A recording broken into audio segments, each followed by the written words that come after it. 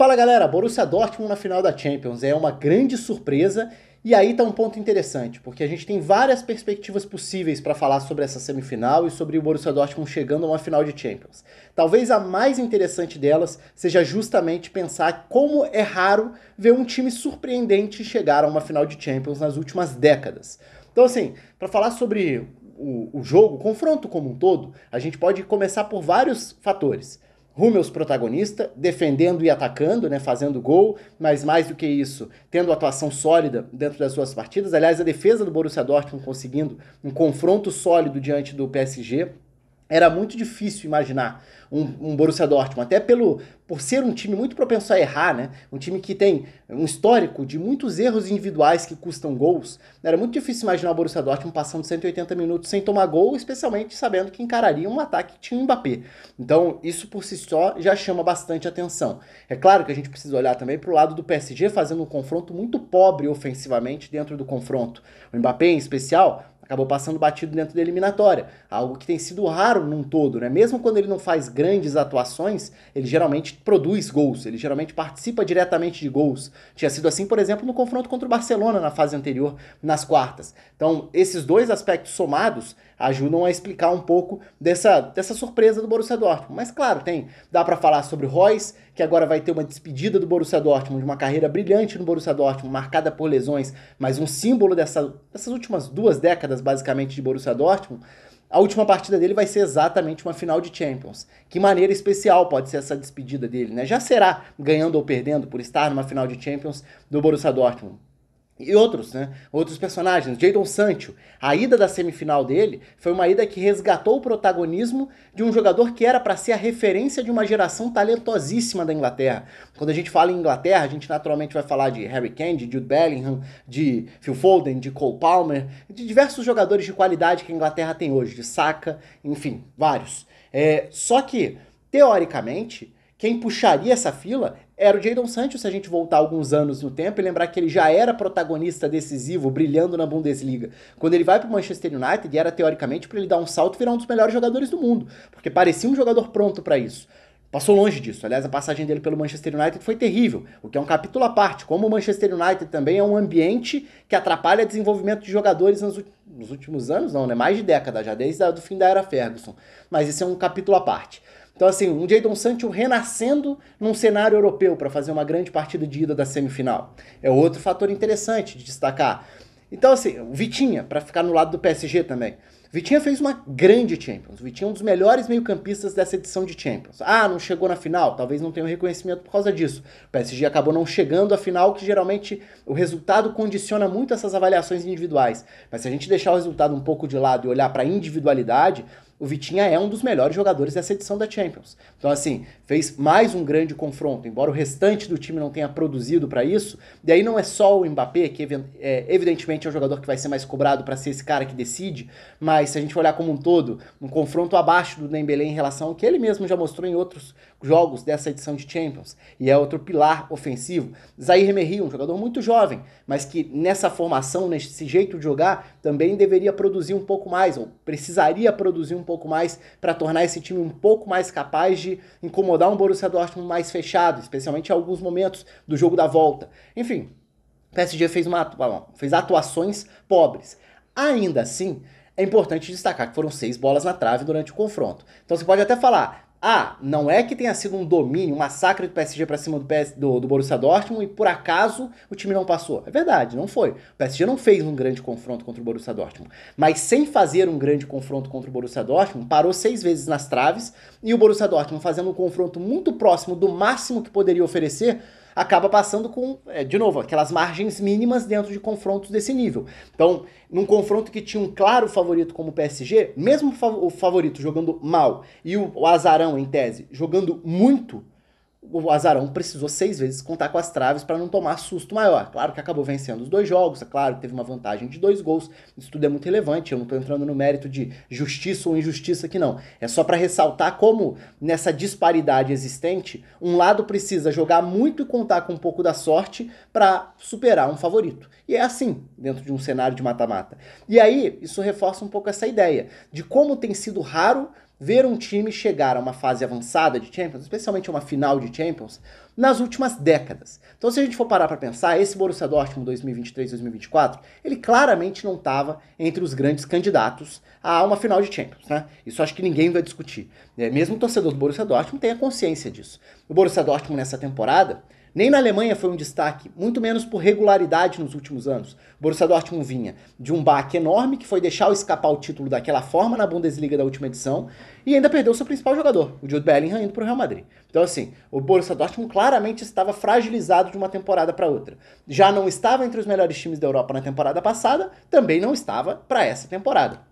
E aí é sempre importante, assim, não estar entre os melhores times, não ser considerado um integrante da elite técnica do continente, não significa nada em relação a tirar méritos do fato de chegar a uma final, muito pelo contrário. Serve só pra gente exaltar que o feito é ainda maior. Então o Borussia Dortmund chegar a essa final é um feito extraordinário. Alguns vão chegar e vão falar, ah, mas deu sorte no chaveamento. Ok, o Atlético de Madrid deu sorte também e não chegou. Então assim, todo ano tem times que se dão bem e que se dão mal no sorteio. Alguns vão se sentir beneficiados, outros vão se sentir prejudicados. Faz parte do contexto da competição. Nem sempre o time que foi beneficiado vai tirar proveito disso. Nem sempre esse time vai conseguir trilhar um caminho até a final da competição. Então, para mim, essa questão do chaveamento é evidente que tem um peso para entender caminhos até as finais. Não só dessa edição, em todas as edições. Mas isso não vai parar aí. Não vai ser algo que impeça que a avaliação vá além. Não é tipo, deu sorte, pronto, acabou. Não, deu sorte, deu, ok. Pegou um caminho que poderia ser melhor do que outros, ok. O outro lado da chave era mais perigoso? Era. A partir do momento em que Manchester City, Real Madrid e Bayern caem do outro lado da chave, estava todo mundo de acordo que aquele era o lado mais forte. Tudo bem. Mas o Atlético de Madrid poderia ser o finalista desse lado, o Barcelona poderia ser o finalista desse lado, o PSG poderia ser o finalista desse lado, a Inter de Milão poderia ser finalista desse lado, e ninguém foi, é o Borussia Dortmund. Então assim, o Borussia Dortmund superou adversários, e adversários que eram mais fortes do que ele, Atlético de Madrid, e também vale o mesmo para o PSG, e chegou à final com méritos. E aí, olhando para dessa perspectiva um pouco mais histórica, né, é interessante porque se você aí o espaço está aberto nos comentários, eu quero que vocês deixem a opinião de vocês. O Borussia Dortmund é o finalista mais surpreendente de Champions desde... Vocês respondem aí. Porque se a gente for parar para pensar em todo esse contexto, e é claro que a gente pode olhar isso de diversas formas, a gente pode falar sobre peso histórico na competição. Não é o caso, o Borussia Dortmund é um campeão de Champions, o Borussia Dortmund é um clube com histórico de finais em Champions. Então não é nesse sentido, é no sentido de não frequentar atualmente a elite técnica da Europa. Ele não está entre os times que a gente olharia e falaria, esse é um dos melhores times da Europa. Ele estaria sim numa lista que a gente falaria, esse fará confrontos difíceis e será competitivo contra qualquer time da Europa. Talvez falte regularidade, talvez não seja confiável, talvez tenha individualidade e potencial para competir, mas talvez cometa muitos erros que custam caro, como foi a ida do jogo das quartas contra o Atlético de Madrid. O confronto poderia ter acabado ali, o Atlético de Madrid foi muito superior naquele primeiro tempo do jogo de ida, e depois o Borussia Dortmund consegue voltar, mesmo oferecendo gols de graça praticamente para o Atlético de Madrid. O Atlético poderia ter feito uns 3-0 e poderia ter matado o confronto. Acabou não acontecendo, e no fim, o Borussia Dortmund tem chance de conseguir um placar ainda melhor naquela ida. Então assim, são confrontos que permitem isso, né, que tem reviravoltas. Mas aí vamos voltar um pouco nesse tempo. Se a gente olhar para Champions, para essa história de Champions recente eu tô falando no atual século, a gente vai voltar, vamos de trás para frente, né? Vamos começar agora pelos últimos anos. A gente vai falar geralmente de Real Madrid em finais, Manchester City, campeão da última temporada, batendo uma Inter de Milão, que ok, não vinha chegando, não vinha frequentando fases avançadas de Champions, mas estava na elite em termos de qualidade de jogo desde a era Antônio Conte. Então assim, por mais que a temporada passada tenha sido instável, não era nenhum absurdo ver a Inter de Milão chegar a uma final de Champions pelo nível que tinha assumido e que tinha passado a apresentar já nesses últimos 5 anos, digamos. Então não foi uma surpresa. Real Madrid chegando em Champions, em final de Champions, normal. Barcelona, em boa parte da década passada. Atlético de Madrid, alguns podem falar, o Atlético em 2014. Pô, o Atlético foi campeão do Campeonato Espanhol, foi campeão de La Liga. O Atlético da era Simeone é um time que conseguiu primeiro subir um degrau considerável, mas depois se consolidou como um time que, embora bata na trave e não consiga o título da maior competição, tá sempre ali. É sempre um adversário que dá trabalho, com momentos melhores, outros piores, mas surpresa alguma em ver o Atlético frequentando essas fases avançadas. Quem mais? Bayern, nem se fala. Também é outro que tá sempre ali. Chelsea com Tuchel, também foi um clube que se acostumou muito nesses últimos anos a chegar a essas fases mais avançadas. Liverpool, na era Klopp, zero surpresa. Então a gente precisa ir longe. Eu tendo a achar que o último finalista de Champions que não frequentava a elite técnica da Europa foi o Liverpool de 2005. Você pode falar, o Arsenal em 2006. Pô, o Arsenal era um timaço e vinha na sequência de uma base, já numa reta final de alguns jogadores, mas na sequência de uma base que tinha sido campeão invicto da Premier League em 2003 e 2004. Então, surpresa alguma. Acaba perdendo para um Barcelona da era Ronaldinho, no início da era Messi ali, na transição. Zero surpresa também. Ah, Inter de Milão com o Mourinho, time de tríplice coroa. Em 2008, uma final entre ingleses, uma época em que a Inglaterra já começou a ficar muito em evidência.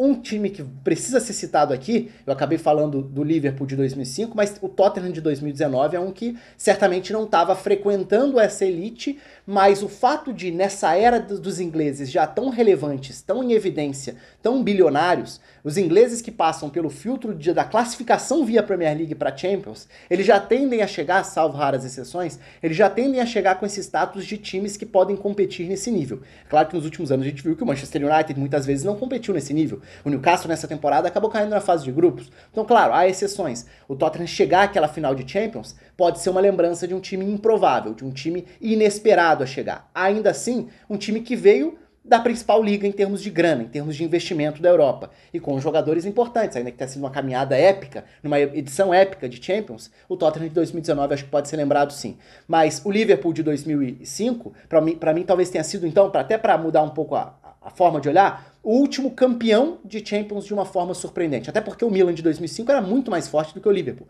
O Liverpool de 2007 era mais forte que o de 2005, inclusive, já que essa final se repetiria 2 anos depois. O Milagre de Istambul é fantástico, mas aquele time do Liverpool não era considerado um dos times mais fortes da Europa naquele momento. A Europa tinha outras equipes mais fortes naquele período histórico, que, de novo, não reduz em nada o fato do Liverpool ter chegado até lá. Alguns podem falar, o Chelsea de 2012. O Chelsea de 2012, ele é mais fragilizado quando a gente tenta pegar os europeus que disputaram mundiais de clube. Então o Chelsea de dezembro de 2012 era um Chelsea que claramente não estava entre os principais times da Europa naquele momento. Agora, o Chelsea que inicia 2011-2012, a temporada do título da Champions, era o Chelsea que vinha da temporada com o Ancelotti, que tinha sido uma temporada muito boa. Passava por uma mudança também, com o André Vilas-Boas assumindo. Começa bem, depois cai muito, aí tem a mudança, o Roberto Di Matteo assume interinamente. Foi uma Champions surpreendente pelo estágio daquele Chelsea naquela temporada, né? Aquela reviravolta contra o Napoli nas oitavas e tudo. Naquele momento o Chelsea não era um favorito ao título da Champions, nem era um time dominante, então foi uma Champions muito mais também de superação de alguma forma, mas muito mais de competir contra adversários que claramente eram superiores, mas o Chelsea tinha uma base que vinha de mais de meia década competindo na elite. Então era um time que ainda tinha referências muito poderosas. E era um Chelsea que a gente tinha se acostumado, desde o início da era Abramovich, a ver chegando em final, em semifinal, em quartas. Então não era exatamente uma surpresa, embora não fosse o melhor time daquela edição. São coisas diferentes. Então, acho que esse feito do Borussia Dortmund, ele acaba fazendo a gente ter que olhar para trás e achar raras exceções. Então, assim, mesmo com várias ponderações, a gente vai falar do Tottenham de 19, do Liverpool de 2005, alguns podem citar o Chelsea, como eu falei, de 2012, mas são poucos, né? E aí, antes disso, claro, 2004 é certamente dessas últimas 20 finais de Champions, o símbolo de surpresas, né? Foi o ano das surpresas. Então aquela final entre Porto e Mônaco, por mais que fosse um Porto histórico, o Porto do Mourinho naquela ocasião, e que tenha revelado, projetado não só o Mourinho para o mundo, mas outros jogadores importantes, aquele foi um ano surpreendente, em várias fases da Champions, né? E acabou sendo o ano de uma final mais alternativa dos últimos tempos em Champions. E aquele era um período histórico muito diferente também, né? Porque aquele pega justamente o início da subida da Premier League, em termos de visibilidade global, em termos de projeção global, que transformaria o cenário europeu e que teria ingleses mais frequentes, né? Não só o Manchester United, que já vinha, por exemplo, de tríplice coroa em 99, que já era forte nessa era Ferguson, o Arsenal se fortalecendo com o Wenger, né? Mas aí a Inglaterra passa a ter outros representantes competindo para valer em Champions. Principalmente o Liverpool do Rafa Benítez, que acabaria campeão logo depois, o Chelsea com o Mourinho, enfim, e que depois com vários outros treinadores dentro da era Abramovich. Então é um período histórico bastante importante, porque tem o Barcelona se fortalecendo na era Ronaldinho, tem o Real Madrid num período de galácticos, mas que acabou não conseguindo títulos naquele período histórico, e depois acaba encavalando ali uma série de oitavas. É um momento em que a Champions parecia mais aberta, menos fechada a esse grupo. Se a gente for lembrar esses últimos, 10 anos de Champions, quase todo ano a Champions começou com todo mundo falando: vai dar Real Madrid, ou Barcelona, ou Bayern. Na era Guardiola, na era Klopp, a gente passou a falar: vai dar ou Liverpool ou Manchester City. E raramente saindo desse grupinho seleto. Então o Borussia Dortmund chegar a uma final de Champions agora, em 2024, é algo extremamente relevante, porque resgata algo que a gente não via nessas últimas décadas, que era o imponderável, o lado imprevisível, esse quê de imprevisibilidade, você olhar para a maior competição de clubes do planeta e falar, pode dar qualquer coisa. Não, não pode dar qualquer coisa. Nos últimos tempos não era assim. Pode dar confronto difícil, pode ter grandes histórias. Geralmente tem grandes histórias dentro do torneio, dentro da edição. Mas quase sempre, na hora que afunilava, a gente sabia mais ou menos quais eram os clubes que iam chegar. Esse ano o Borussia Dortmund não estava nem perto desse radar. O Borussia Dortmund chegar às oitavas? Era normal. O Borussia Dortmund chegar às quartas? Era normal. Agora, passar daí já era uma surpresa. Chegar à final, nessa era, é uma grande surpresa.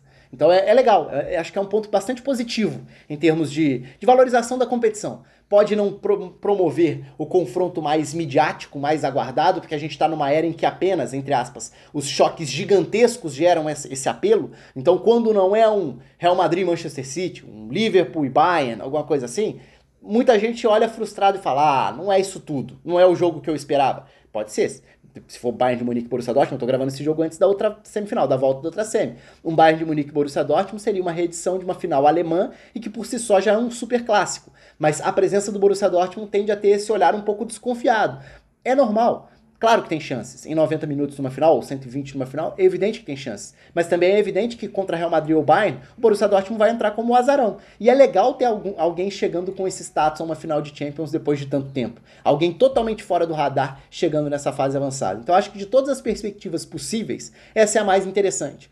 Porque ela resgata algo que meio que se perdeu ao longo do tempo. Com essas superpotências tomando conta da principal competição de clubes, quase ninguém que orbita fora dessa turma conseguia chegar numa fase tão avançada. O Borussia Dortmund dessa vez conseguiu. Vamos ver como vai sair na final. Um abraço para todo mundo e até a próxima.